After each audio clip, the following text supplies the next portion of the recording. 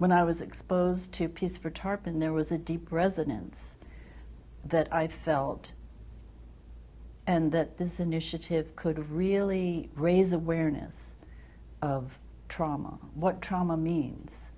And from my new understanding, it's whatever it means to the victim. What is trauma to you? That is what trauma is. Who does it affect? It affects everyone. There are no boundaries. So everyone has trauma. And we all experience trauma differently, and especially if trauma is being experienced by children. My feeling has always been that children do not have the set of tools to deal with trauma. They're resilient, though. They'll make up their own tools, but they don't service them very well in their later lives. And it's the unresolved trauma that is our biggest nemesis. Everyone can have trauma. And if you deal with your trauma, then it's just a memory. It's not going to be affecting your life over and over for years and years. But if you leave it unresolved, sometimes you know it's there and sometimes you don't even know it's there, but it is affecting all of the choices in your life. And it doesn't have to. And I think that's where the trauma incident reduction comes in so elegantly. And if we can get boots on the ground with people who can facilitate that type of approved therapy, a protocol for dealing with trauma, we can affect so many lives. And that is one of our goals. The P4T Tarpon initiative has many goals. A lot of people think we're a little too broad, but when you're accepting the fact that everyone has trauma, then you can't leave any group out. Everyone's included, and we're going to deal with everyone. If you don't have the passion for this, though, this isn't the place for you. We're not running on money. We're running on passion and ideas, and that's one thing I loved about the P4T Tarpon initiative. They're not telling you how things should be done.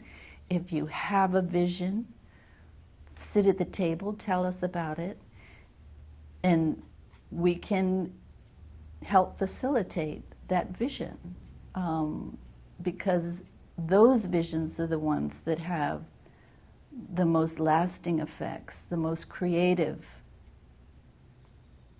things, people coming of their own, like Miss Annie Dabbs, lovely lady who worked in the school system, retired from a reading position. She's currently a guardian ad litem, but she developed her own program. She goes to the park once a month. She buys books herself at the thrift stores. She passes them out to the children in the park, and the children can take those books home. While they're there in the park, they can read to an adult or have an adult read to them. Reading is important. And so P4T Tarpon embraced Miss Annie Dabbs, her beautiful vision, and we're going to help her achieve a broader vision with such a lovely idea. We have a mix of people working in our provider agencies and volunteers, and so it's very exciting to see agencies working together, the faith-based coming in. And it's not what can you do for me, it's what can I do for this initiative? How can we work together? And to see that level of cooperation and spirit in working out together, getting so much more done in such a shorter period of time on less dollars, more efficiently, with the same goal. So that part's very exciting. raising awareness to the problem of what is trauma, how does it affect a family, a person, a community. This is one of the main thrusts of Peace for Tarpon, because you cannot have forward momentum, you cannot accomplish anything unless everybody understands. The understanding has to come first. And if you scratch the surface of any problem in a family, with an individual, in a community, you are going to find the roots of trauma. And they are going to be unresolved trauma. And if you can identify that when you're looking at a problem, when you're dealing with a family or a different individual, then you can take a moment and say, all right, I wonder what has happened to them. If as a community and services in a community can look at that same thing and say, what event caused this? Then you treat that person, that event, in a totally different manner. And if you can do that, you are saving time, you're saving lives, you're saving enormous amounts of funding. Any other treatment of a trauma that's affecting lives, families, communities is a Band-Aid effect if you don't address the trauma. And so Peace for Tarpon is trying to get individuals, families, communities, service providers, city governments to look at this and realize that if we can focus our energies on the trauma, then the problem is solved quickly, with less life damage, with less cost, with less time. But that's a very progressive, forward-thinking, and putting money here now. That's the approach we're looking for.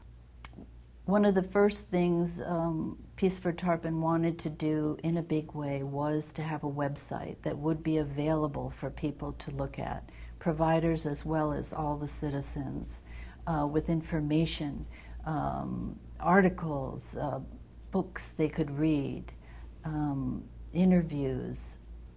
And we had the opportunity through the JWB to have funding to help us with this launch. And it was very short-term, and we had to move very quickly to use those funds. And so our philosophy was, as we had heard business people say before, launch and then adjust. So was it perfect at first? No, if we'd have waited for perfection in anything we had done, it would still be in a committee somewhere. We launch and then we adjust. And we will continue to adjust and adjust from this day forward, because circumstances change, our understanding of things change, and so we will continue to change. We were teasing a lot that, you know, we're going along, and this is a very organic process. We aren't guiding where it has to be, because as things come on board, it goes where it needs to be. And if you stand in the way of that, it is not a sustainable event or an initiative. And the momentum has been very fast lately. A lot of other communities are wanting to know what we're doing here. And we're actually thinking, well, we're pedaling pretty fast. But if we can have a model that can be reproducible, then this can be done anywhere. And it should be done everywhere.